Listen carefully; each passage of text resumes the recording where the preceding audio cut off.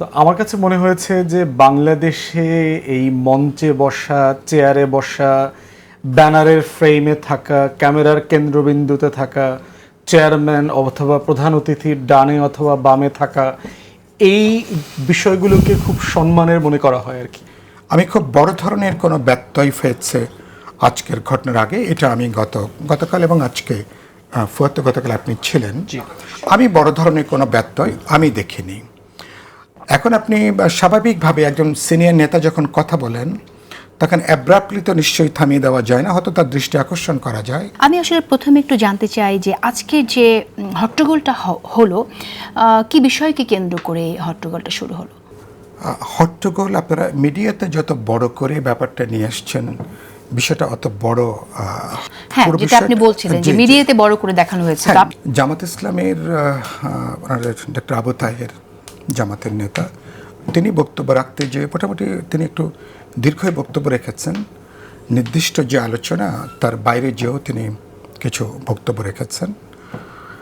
সে আলোচনার মধ্যে লন্ডনে অন্তর্বর্তী সরকারের প্রধানের সাথে বিএনপির অ্যাক্টিং চেয়ারপারসন তারেক রহমানের বৈঠক, যৌথ স্টেটমেন্ট, এটা ধরে বললেন যে সরকার যে পক্ষপাতদুষ্ট, এ ধরনের বক্তব্য দিয়েছেন। গতকাল তারা অনেকটা এই পক্ষপাতদুষ্টতার অভিযোগে কিছুটা সরকারকে অভিযুক্ত করে গতকাল তারা অনেকটা প্রতীকীভাবে তারা ঐক্যমত কমিশনের বৈঠক গতকাল তারা বর্জন করেছিলেন। সেটা তিনি বলেছেন, আরও 2-3টা প্রসঙ্গ উত্থাপন করেছেন। তো এটা ব্যতিক্রমী ছিল যে উনি একমাত্র সম্ভবত আলোচক যিনি নির্দিষ্ট এজেন্ডার বাইরে যে তিনি একটা লম্বা সময় বক্তব্য রেখেছেন। তো যেটার কয়েকটা দল, শুধু এরা না যাদের নাম বললেন, আরও অনেকগুলো দল এটাকে তার প্রতিবাদ করেছেন। ওনার বক্তব্যের জন্য যতটা না, মানে প্রসঙ্গের বাইরে যে, কারণ অন্যরা 1 মিনিট 2 মিনিট বলবার পরেই যারা মিটিং কন্ডাক্ট করছেন সেখান থেকে সময়টা কমানোর জন্য বারবার তাগাদা দিচ্ছেন, এটা করছেন। তো তো এরকম একটা ডাবল স্ট্যান্ডার্ড যে কৌশল বা তাদের যে পলিসি তারা দেখাচ্ছিলেন, এটা নিয়ে প্রতিবাদ হয়েছে। 2-3 জন বেরিয়ে গেছেন, পরে ঐক্যমত কমিশনের সদস্যরা যে আলোচনা করে তাদেরকে আবার ফিরিয়ে নিয়ে আসছেন, এগুলো। এবং তারপরে জামাতের নেতা বলতে তিনি গতকাল তারা বয়কট করেছিলেন, আবার সরকার থেকে তাদের সঙ্গে যোগাযোগ করেছেন। আমাদের মাননীয় প্রধান উপদেষ্টা তিনিও জামাতের আমিরের সাথে কথা বলেছেন যে না, সরকার একটা নিরপেক্ষতা বৈশিষ্ট্য তারা অক্ষুণ্ণ রাখবেন, এরকম একটা আশ্বাস তারা পেয়েছেন। এগুলো তিনি কথাবার্তা বলছিলেন। এই হচ্ছে পুরো ঘটনাটা। মানে আপনি বলতে চাইছেন যে আমিও একটু শুনেছি যে কাউকে কাউকে বেশি সময় দেওয়া হচ্ছিল, কাউকে খুব কম সময় দেওয়া হচ্ছিল। তো সেগুলোর জন্য, এবং এটা যখন এটা প্রতিবাদ করলেন তিনিও কিছুটা অশোভনভাবেও তিনি আবার বললেন একজনকে যে আপনি কত লোকের প্রতিনিধিত্ব করেন আর আমি কত লোকের প্রতিনিধিত্ব করি, তো সেটার হিসাবে রাখা দরকার। ঐক্যমত কমিশনের বৈঠকে তো কে কত লোকের প্রতিনিধিত্ব করেন সেটা বিবেচনা করে দলগুলোকে ডাকা হয়নি, বা যখন আপনি আলোচনা করেন, সময় নির্ধারণ করেন, তখন নিশ্চয়ই সেটা ওটা একটা বিবেচনা, কিন্তু এটা নিশ্চয়ই কোনো প্রধান বিবেচনার বিষয়টা নয়। তো সেখানে এরকম মানে খানিকটা বলতে পারেন যারা এই মিটিং যারা চেয়ার করছেন বা যারা কন্ডাক্ট করছিলেন, তারা সবার প্রতি তারা নিরপেক্ষ আচরণ করতে পারছেন না, বা তারা দ্বৈত নীতি করছেন, এই ধরনের অভিযোগগুলো ছিল। এ থেকে কিছু হইচই হয়েছে, তারা বেরিয়ে গেছেন। বাট পরবর্তীকালে তারা আবার ফিরে আসছেন, তারা আবার মিটিংয়ে অংশ নিয়েছেন, এবং পরে সন্ধ্যার আগে পর্যন্ত অ্যাটলিস্ট। এখানে দুটি বিষয়, একটি তো হচ্ছে যে আপনার সরকার পক্ষ থেকে কাউকে কাউকে কম সময় দেওয়া, কাউকে বেশি সময় দেওয়া। আরেকটি হচ্ছে আপনি যেটা বলছেন যে আপনি কতজনের প্রতিনিধিত্ব করেন বা আমি কতজনের প্রতিনিধিত্ব করি। সরকারের দিক থেকে যে অবস্থানটা, সেটার একটা বিশ্লেষণ আমি আপনার কাছে জানতে চাই। আপনি আসলে কিভাবে দেখছেন যে না, আমি মনে করি সবাইকে নিরপেক্ষভাবে আসলে আমি মনে করি সুযোগ দিতে পারছে কিনা এখানে সরকার? আমি পর্যন্ত আমি ঐক্যমত কমিশনের ব্যাপারে আমি পর্যন্ত আমি ইতিবাচক ভাবে আমি দেখি। আমি খুব বড় ধরনের কোনো ব্যত্যয় হয়েছে আজকের ঘটনার আগে, এটা আমি গতকাল এবং আজকে ফুয়াতে গতকাল আপনি ছিলেন, আমি বড় ধরনের কোনো ব্যত্যয় আমি দেখিনি। এখন আপনি স্বাভাবিকভাবে একজন সিনিয়র নেতা যখন কথা বলেন তখন অ্যাব্রাপ্টলি তো নিশ্চয়ই থামিয়ে দেওয়া যায় না, হয়তো তার দৃষ্টি আকর্ষণ করা যায়। তো এরকম কিছু 19-20 থাকবে, যেটা আমি বললাম যে অনেকগুলো জিনিস হলো বোধগম্য। যখন আপনি এর বাইরে যে, যখন আপনি পুরোপুরি যখন অন্য এজেন্ডা যখন আপনি কথা বলেন, যেটা প্রধান এজেন্ডা, যেখানে সবাই যে এজেন্ডায় কথা বলছে, আপনি পুরোপুরি তখন ভিন্ন এজেন্ডায় তখন আপনি আলাপ করছেন, তখন প্রশ্নটা এসছে।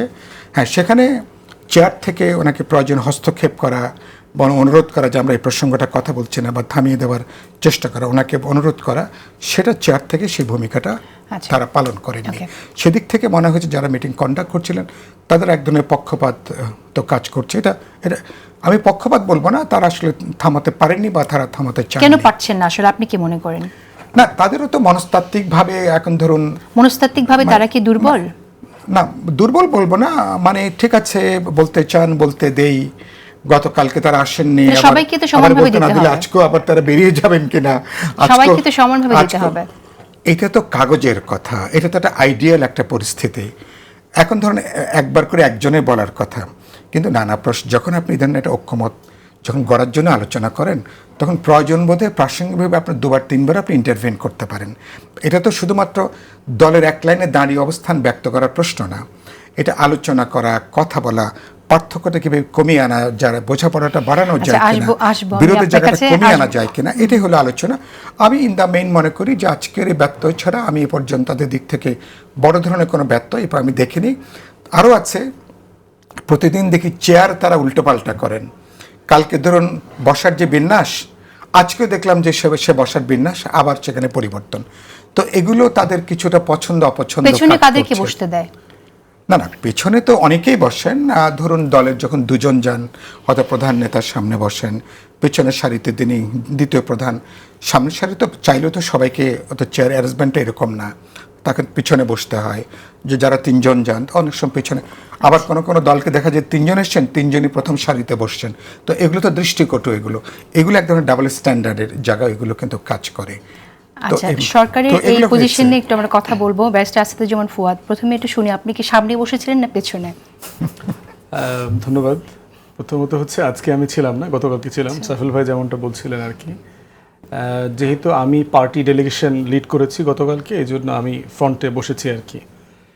তারা চেষ্টা করে পার্টির যারা চিফ, ইদার সভাপতি অথবা সেক্রেটারি, যিনি ডেলিগেশন লিড করছেন, তাকে দেখলাম মোস্ট অফ দ্য কেসেস সামনে বসতে দিয়েছে।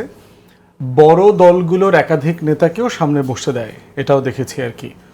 তো আমার কাছে মনে হয়েছে যে বাংলাদেশে এই মঞ্চে বসা, চেয়ারে বসা, ব্যানারের ফ্রেমে থাকা, ক্যামেরার কেন্দ্রবিন্দুতে থাকা, চেয়ারম্যান অথবা প্রধান অতিথির ডানে অথবা বামে থাকা, এই বিষয়গুলোকে খুব সম্মানের মনে করা হয় আর কি। তো আমি হচ্ছি পার্সোনালি এই মঞ্চ বিরোধী লোক আর কি। আমি আমার দলের মধ্যেও চেষ্টা করি কোনো ইভেন্টে মঞ্চ না রাখার জন্য আর কি। একটা মাইক থাকবে, সবাই যার যার মতো যেখানে এসে বসবে, এবং এমনও হয় যে আমরা দলের সভাপতি, সেক্রেটারি মাঝখানে, পিছনে, সামনে, কোনায়, কানিতে যখন যেখানে চেয়ার পাই তখন বসি। এই কালচারটা আমরা চেষ্টা করছি ভেঙে দেওয়ার জন্য। এটা নিয়ে কথা বলছি এজন্যই আসলে যে মনস্তাত্ত্বিক জায়গাটা বোঝার জন্য।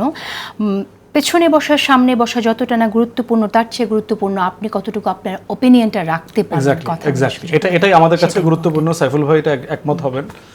এবং আমরা কিন্তু সিনিয়র লিডারদেরকেও সম্মান করি। যেমন ধরেন আমি পার্টি সেক্রেটারি, পার্টি প্রোটোকলে বড় হইতে পারি, কিন্তু সাইফুল ভাই তো আমার পলিটিক্সে তো আমার সিনিয়র, আমাদের গুরুজন, সম্মানের মানুষ। তা আমরা চেষ্টা করি সিনিয়র পলিটিশিয়ানরা আসলে আমাদের নাম লেখা থাকলেও আমরা চেয়ার ছেড়ে দিতে। আমরা চেষ্টা করছি যে এই সম্মান, ভদ্রতা, মর্যাদার জায়গাগুলোকে রাখা। কারণ আমরা যেভাবে সাইফুল ভাইদের কাছ থেকে শিখি, আমাদের অনুজরা আবার আমাদের কাছ থেকে শিখবে। এই শেখার এবং চর্চার যে সহনশীলতা ধারাটা, এটা বজায় রাখা উচিত। এই জন্য আমার কাছে মনে হচ্ছে যে আমি এইটাই ফিল করি। এবং আমি লম্বা সময় পিছনে বসেছিলাম। ব্রেকের পরে, লাঞ্চ ব্রেকের পরে এসে দেখি আমার যে অ্যালোকেটেড চেয়ার, ওখানে আরেকজন বসে আছেন, তার নামে ওই চেয়ারটা, ওখানে যে নাম আছে ওটা তার না, কিন্তু আমি কিন্তু তাকে উঠাই নাই, আমি গিয়ে পিছনেই বসেছিলাম। এবং আমাকে, আমার মনে আছে সাইফুল ভাই সহ শহরকে অনেকে কিন্তু এরকম মানে বুড়ো কুচকাচ খেয়ে, তুমি ওখানে কেন? দু একজন এসে বলছে, ভাই আপনার চেয়ার তো সামনে আসেন না কেন? কিন্তু এটা আমার কাছে মনে হচ্ছে এটা অসম্মানজনক। কেউ বসে গেছে, এটা তার বোঝার ব্যাপার আছে যে এটা সম্মানজনক না বসাটা, কিন্তু আমি গিয়ে আবার তাকে উঠায় দেওয়াটা আরো অসম্মানজনক, এতগুলো লোকের মাঝখানে গিয়ে উঠিয়ে দেওয়াটা আর কি। এবার একটু কথা বলি যে এই যে আপনার কাউকে বেশি বলতে দেওয়া, কাউকে থামিয়ে দেওয়া, এটার মধ্য দিয়ে আপনি আসলে কি প্রবণতা দেখছেন? অনেকে বলে যে এই সরকার তো আসলে জামাতের সরকার, জামাত আসলে ক্ষমতায়। এখন আমরা কথা বলতে গেলেও দেখছি যে জামাত যখন কথা বলছে একাধিক নেতা, তখন তাদেরকে থামানো হচ্ছে না। এরকম মেসেজ কি এস্টাবলিশ হয় নাকি গতকাল জামাত বৈঠক করলো? অভিজ্ঞতায় সেটা মনে হয় নাই, বরং আমরা দেখেছি যে ঐক্যমত কমিশনের সদস্যরা খুবই রিসেপটিভ এবং শুনবার আগ্রহ নিয়ে ওনারা শোনেন। ওনারা মিনিটের হিসাব করে শোনেন না, ওনারা আর্গুমেন্টটা বোঝার চেষ্টা করেন যে আপনি একটা জিনিস বলছেন, ব্যাখ্যা করবার চেষ্টা করছেন, কিন্তু আমরা যারা অংশগ্রহণ করি আমাদেরও ভদ্রতার কিছু ঘাটতি আছে। দেখবেন যে আমরা প্রিজাইডিং চেয়ারের অনুমতি নেওয়ার যে প্রশ্নটা আসে, যে হাত তোলা এবং ওনার ইন্ডিকেশনের অপেক্ষা করা, মাইকে বলা যে এখন উনি কথা বলবেন, এই পর্যন্ত অনেকে অপেক্ষা করি না। আমরা দেখা গেছে যে অনেকেই দাঁড়িয়ে যাই, দাঁড়িয়ে গিয়ে মাইক নিয়ে কথা বলা শুরু করে দিচ্ছি, মাইক না থাকলেও চিৎকার করে কথা বলা শুরু করছে, অন্য কথা বলছে, তার কথার মধ্যে আবার মাইক পাশ থেকে একজন নিয়ে কথা বলা শুরু করছে, অথবা অন্যকে চ্যালেঞ্জ করছে। এখানে তো যে দলগুলো যাচ্ছে, এই দলগুলোর নেতারা লিড করছেন যারা, সবাই মোটামুটি অভিজ্ঞ, তাহলে এই পরিস্থিতি কেন হবে? এটা তো আমাদের জাতীয় সমস্যা আর কি। আমার কাছে মনে হয়েছে যে আচার ব্যবহারে, ভদ্রতায় তো এই ঘাটতিগুলো আছে। এই জন্য যখন উচ্চ কক্ষের আলোচনা আসে তখন আমি একটু মুখ টিপে হাসছিলাম আর কি গতকালকে। কারণ হচ্ছে যে ব্রিটিশরা তো ধরেন এমনিতে ভদ্র জাতি, তো হাউস অফ কমন্সের ভিতরে যথেষ্ট এটিকেট মানা হয়। আপনি ওখানে লেখাপড়া করেছেন। হাউস অফ লর্ডসকে বলা হয় আরও সফিস্টিকেটেড। উচ্চকক্ষ মানে হচ্ছে আরও অতি ভদ্র, তাদের শব্দ চয়ন, ভাষা, মাধুর্য, একজন আরেকজনকে দেওয়া ভেরি হাইলি পোলাইট ইন্ডিভিজুয়ালস আর কি। তো সেই আলোচনাগুলোতে আমরা দেখলাম, এবং এখানে কারা বসছে, এদের অধিকাংশকে কিন্তু আগামী ফেব্রুয়ারি অথবা এপ্রিল যখনই হোক আপনি কিন্তু সংসদে দেখবেন, ওনারা সংসদ সদস্য হবেন, এমপি হবেন। এটা কিন্তু কাইন্ড অফ এ, সাইফুল ভাই এগ্রি হবে কিনা, কাইন্ড অফ এ কিন্তু গণপরিষদের আলোচনা চলছে এখানে। কারণ আমরা সিম্পলি ভেরি এক্সক্লুসিভ লিগ্যাল পজিশনগুলো নিয়ে কথা বলছি, কনস্টিটিউশনাল প্রফেশনগুলো নিয়ে কথা বলছি। গণপরিষদ কিন্তু আলোচনাটা তাই হচ্ছে, অ্যাবসলিউটলি ক্যারেক্টারটা সেরকমই আর কি। তো সেই গণপরিষদের ডিসকাশনে যে সফিস্টিকেশন থাকা দরকার ছিল, ইন্টেলেকচুয়াল এবিলিটি থাকার কথা ছিল। অনেকেই আসছেন, আগের সেশনে আলোচনা যেটা কনক্লুড হয়ে গেছে, একই আলোচনা ওনারা আবার শুরু থেকে শুরু করছেন। চেয়ার বারবার বলছেন যে এটা তো আমরা কনক্লুড করে ফেলেছি, এটা আলোচনা হয়ে গেছে, আজকের এজেন্ডার মধ্যে নাই, না তারপরও বলতে হবে, আমার একটা কথা আছে। দ্বিতীয়ত হচ্ছে এজেন্ডার বাইরে গিয়ে যাচ্ছে তাই কথা বলা, পলিটিক্যাল স্টেটমেন্ট দেয়া, এই কালচারগুলো আছে। এবং আমি নিজেও মান্না ভাই, সাইফুল ভাইদের সাথে শেয়ার করেছি যে আমাদের রাজনৈতিক নেতারা টপিকে কথা বলতে পারে না কেন। আপনি দেখবেন যে ব্যানারে একটা টপিক দিয়েছেন, আমরা যখন বিভিন্ন সেমিনারে যাই, ইভেন্টে যাই, দেখবেন যে অধিকাংশ মেহমানরা ওই টপিকে কথা বলেন না। তিনি তার ইচ্ছা মতো, তিনি যা যা মনে করেন বলা দরকার তিনি ওগুলো বলে চলে আসেন। আদৌ প্রাসঙ্গিক কিনা, আদৌ এই অডিয়েন্স এটার জন্য সুইটেবল কিনা, এই জায়গাগুলোতে আমাদের ঘাটতি আছে।